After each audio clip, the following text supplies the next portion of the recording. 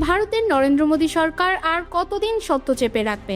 শুরু থেকেই রাহুল গান্ধী সহ বিরোধী নেতারা অভিযোগ করে আসছিলেন, ভারতে অধিকার আদায়ের আন্দোলনে নামা তরুণ ও শিক্ষার্থীদের দমাতে মোদীর পুলিশ চালাচ্ছে চরম নারকীয় নির্যাতন। প্যালেট গান থেকে শুরু করে ইলেকট্রিক শক, কিছুই বাদ যায়নি। কিন্তু মোদী আর অমিত শাহ তা বরাবরই অস্বীকার করে আসছিলেন। অবশেষে ভেঙে পড়ল মোদী সরকারের সেই অসত্যের দেয়াল।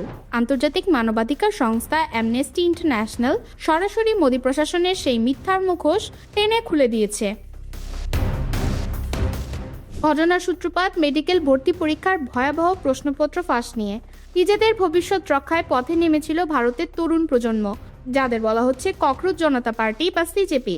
ক্ষোভে ফেটে পড়া শিক্ষার্থীদের আন্দোলন এতটাই রূপ নেয় যে কেন্দ্রীয় শিক্ষামন্ত্রী ধর্মেন্দ্র প্রধান পর্যন্ত পদত্যাগ করতে বাধ্য হন।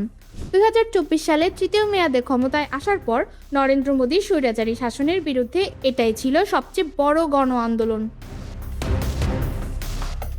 কিন্তু এই আন্দোলন দমাতে পুলিশ কি ভূমিকা নিয়েছিল? শান্তিপূর্ণ আন্দোলন যখন 20 জুলাই দিল্লির পার্লামেন্টের দিকে এগোতে থাকে, ঠিক তখনই শুরু হয় রাষ্ট্র অনুমোদিত সহিংসতা। রাহুল গান্ধী প্রকাশ্যে এক আহত তরুণকে সাথে নিয়ে থানার সামনে ধর্মঘটে বসেন, যিনি সরাসরি অভিযোগ করেন পুলিশ আন্দোলনকারীদের দমাতে প্যালেট শটগান ব্যবহার করেছে।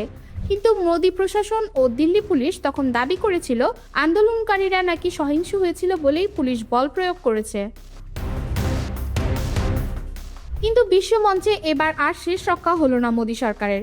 অ্যামনেস্টি ইন্টারন্যাশনাল চাক্ষুষ প্রমাণ এবং প্রত্যক্ষদর্শীদের সাক্ষ্যের ভিত্তিতে এক প্রতিবেদনে নিশ্চিত করেছে দিল্লি ও বিহারে আন্দোলনকারীদের দমাতে pellet shotgun, tear gas, sound grenade, এমনকি বেআইনিভাবে ইলেকট্রিক শকের যন্ত্র ব্যবহার করা হয়েছে। বিহারের সিওয়ানে পুলিশ কিভাবে জনগণের উপর প্রাণঘাতী বল প্রয়োগ করেছে তারও প্রমাণ মিলেছে। অ্যামনেস্টি ইন্টারন্যাশনাল স্পষ্ট জানিয়েছে, আন্তর্জাতিক আইন ও অভ্যন্তরীণ পুলিশি নির্দেশিকা পুরোপুরি লঙ্ঘন করে মোদী প্রশাসন এই নির্যাতন চালিয়েছে। বিরোধীদের এতদিনের অভিযোগকে এবার সত্যি প্রমাণ করল বিশ্বখ্যাত এই মানবাধিকার সংস্থা।